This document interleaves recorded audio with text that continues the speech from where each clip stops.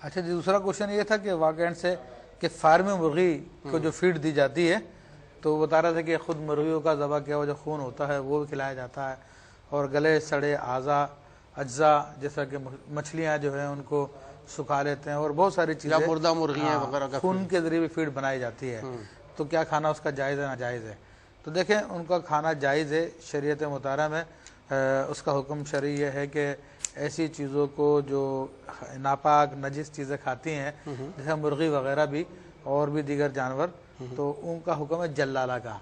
उसका हुक्म ये होता है कि उसको ज़बह करने से 2-3 दिन पहले उसकी ग़िज़ा पाकीज़ा कर दी जाए ताकि उसके जिस्म में बदबू पैदा ना हो, और उसके बाद उसको खा सकते हैं।